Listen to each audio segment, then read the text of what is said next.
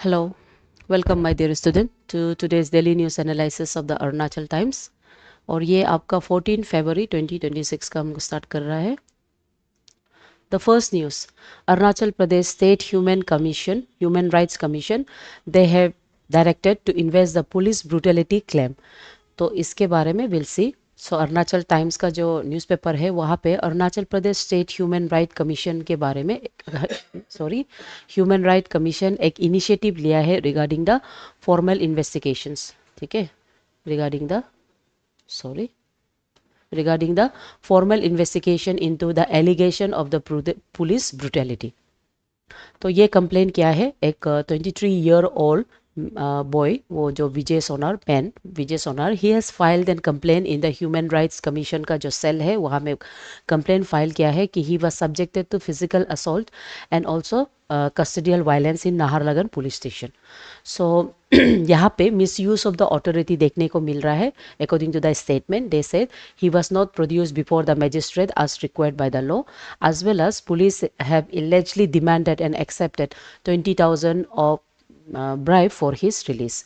और उसके चलते, ये जो टॉर्चर के चलते उसको physical pain, swelling and mental distress हो गया है। ठीक है, तो ये जो अरुणाचल प्रदेश का स्टेट ह्यूमन राइट्स कमीशन, वो लोग बेसिकली ये जो प्राइमा फेशिया जो होता है उसका एलिगेशन कर रहा है, जिसमें सीरियस ह्यूमन राइट्स वायलेशन हुआ है and miss use of the police power देखने को मिला है। ठीक है, सो डायरेक्शन इशू किया गया है कि एक थरो इन्वेस्टिगेशन हो एंड रिव्यू किया जाए आपका स्टेशन में डायरी एंट्री को लेके, अरेस्ट रिकॉर्ड को लेके, medical report and CCTV footage को लेके।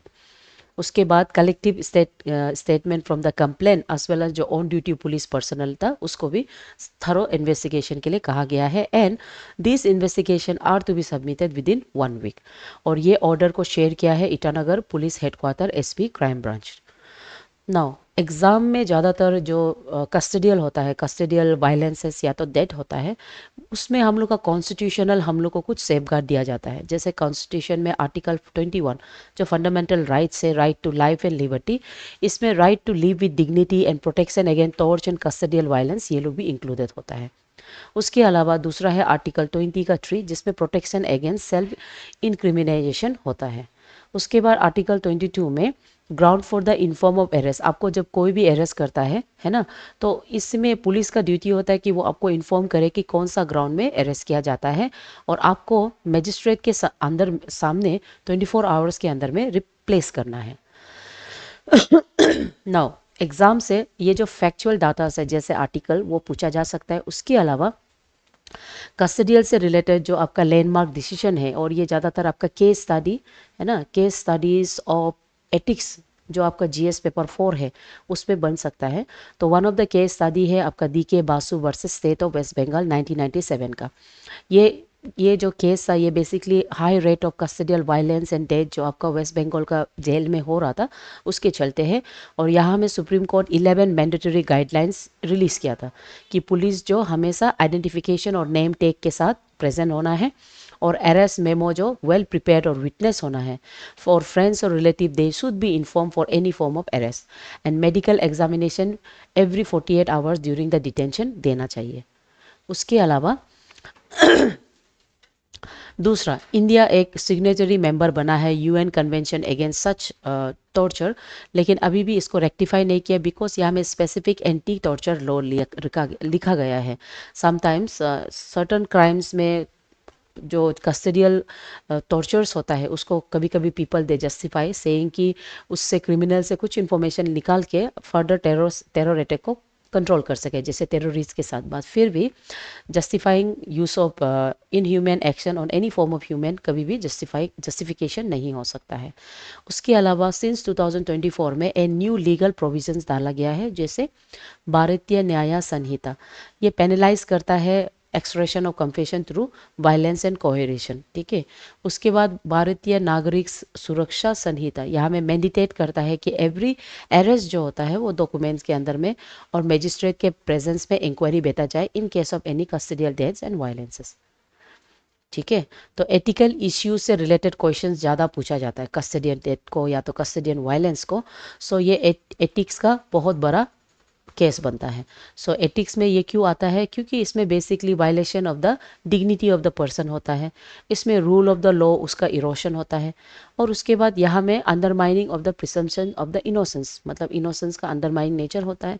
और यहाँ में स्पेशली ये जो होता है, मतलब ये जो लॉ है ये ज़्यादातर आपका टारगेट मार्जिनलाइज पॉपुलेशन को ही किया जाता है, उसके चलते पब्लिक का ट्रस्ट को बिट्रे करता है, और ये एक बहुत ही वीक डेमोक्रेटिक फाउंडेशन का मतलब फाउंडेशन माना जाता है। ठीक है, उसके बाद government greets people on Sapang Maung Manau Phao. Now Sapang Maung Sapang Yang Manau Phao, my pronunciation might be wrong, I am very sorry, फिर भी ये एक ऐसा फेस्टिवल है जो एथनो कल्चरल डांस फेस्टिवल माना जाता है, जिसको Singpho community of Arunachal Pradesh celebrate करता है।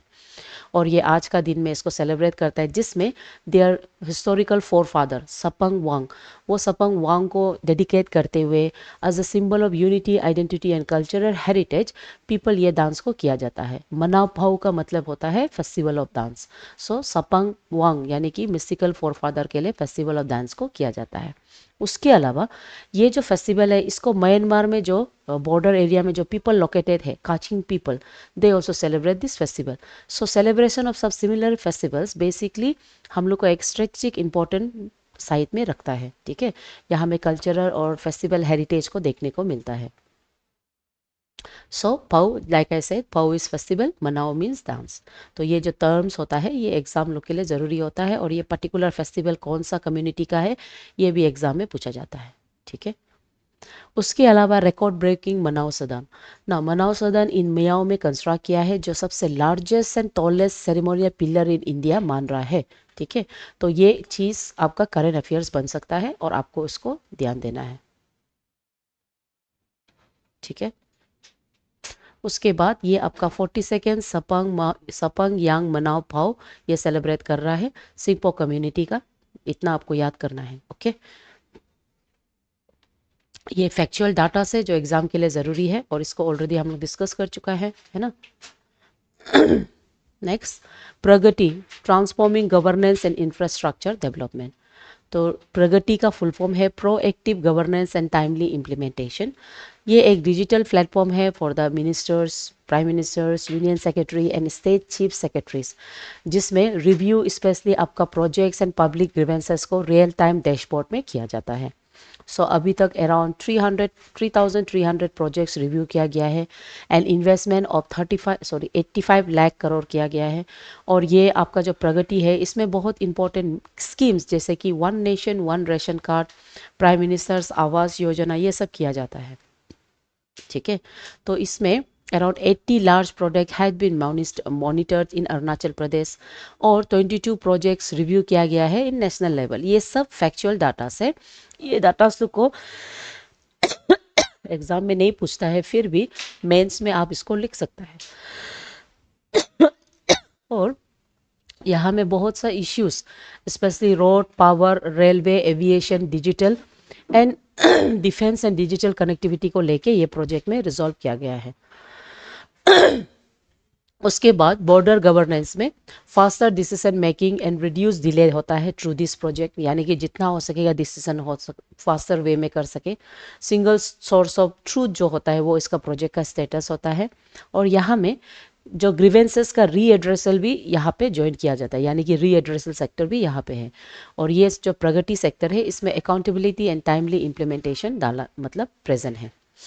ठीक है, तो one nation one ration card ये जो है बहुत इंपॉर्टेंट टॉपिक होता है मेंस लुक में, और प्रीलिम्स में भी पूछा जा सकता है, तो इसके बारे में हम थोड़ा देखेगा। ये आपका nodal ministry of consumer food and public distribution के अंदर में है।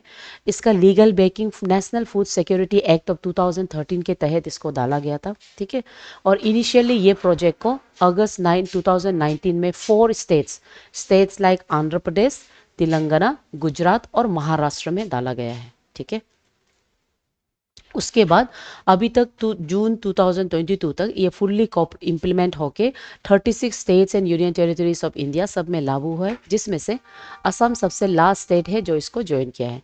फर्स्ट स्टेट सबसे पहले गुजरात था एंड लास्ट असम। ये फर्स्ट और लास्ट को आप लोग पढ़ लीजिए एग्जाम के लिए। ठीक है, और कब लॉन्च हुआ है उसको पढ़ लीजिए होगा। सो इसमें आधार का कनेक्शन ज्वाइन होता है, इंटर स्टेट पोर्टलिटी है यहाँ में, और अन्नविर्तन पोर्टलिटी यानी इंट्रा स्टेट ट्रांजैक्शन भी कर सकता है, और यह बेसिकली बायोमेट्रिक ऑथेंटिकेशन के ऊपर डिपेंड है।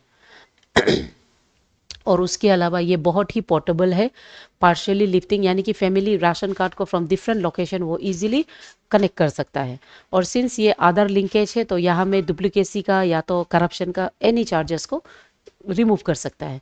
और ये आपका सस्टेनेबल डेवलपमेंट गोल 2 जहाँ में ज़ीरो हंगर होगा उससे रिलाई करता है।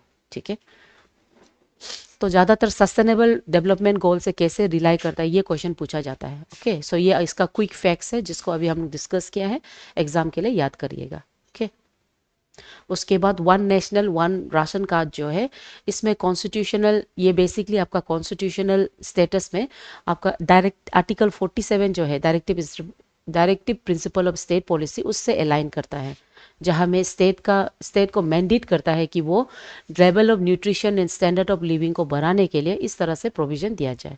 उसके बाद लीगल फ्रेमवर्क के अंदर में नेशनल फूड सिक्योरिटी ऑफ 2013 के अंदर में इसको डाला है, ये भी आपको पढ़ना है। ओके, उसके बाद ये क्यों इतना सिग्निफिकेंट है, क्योंकि ये आपका माइग्रेंट वेलफेयर के लिए है ना, जो डोमिसाइल बैरियर है उसको रिमूव करने में मदद करता है। कोऑपरेटिव फेडरलिज्म का बहुत बड़ा एग्जांपल है, और ये एम्पावर करता है वुमेन एंड वल्नरेबल सेक्शन को फूड स्पेशली न्यूट्रिशन लेवल में। ठीक है, सो इसमें क्या क्या चैलेंजेस होता है, तो इसमें चैलेंजेस टेक्निकल एक्सक्लूशन को होके हो सकता है, स्पेशली जो पुअर फ्लंग एरियाज है जहाँ में नेट कनेक्टिविटी डिफ़िकल्ट है, तो ऐसे में आपका जो टेक्नोलॉजी का डेफिशिएंसी की वजह से, प्रॉपर नेट नहीं होने की वजह से एक्सक्लूजन एरर हो सकता है। ठीक है, उसके बाद लॉजिस्टिक डिस्ट्रप्शन, ये माइग्रेटरी पैटर्न जो हमेशा अनप्रेडिक्टेबल होता है, इसके वजह से सडन माइग्रेट होके सडन लार्ज ऑफ डिमांड जब बढ़ जाएगा तो स्टॉक जो सबके लिए सफिशिएंट नहीं हो सकता है। उसके बाद डाटा गैप्स है ना, lack of accurate real time data भी तकलीफ हो सकता है because of the migration, internal migration problems, और उसके वजह से फूड ग्रेन्स डायनामिकली एलोकेट नहीं हो सकता है।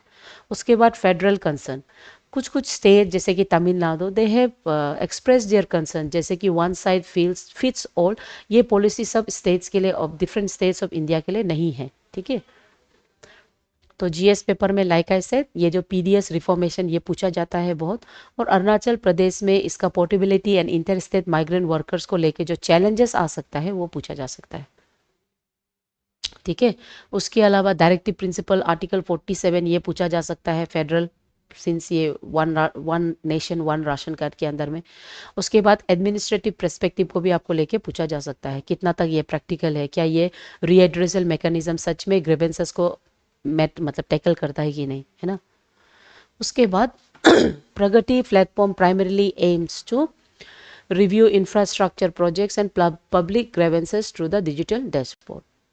उसके बाद one nation one ration card operates under which act, ये आपका national food security act of 2013 के तहत है। Technological backbone for inter state probability under one nation one ration card is IM PDS portal के अंदर में करता है। PDS मतलब पब्लिक डिस्ट्रीब्यूशन सिस्टम।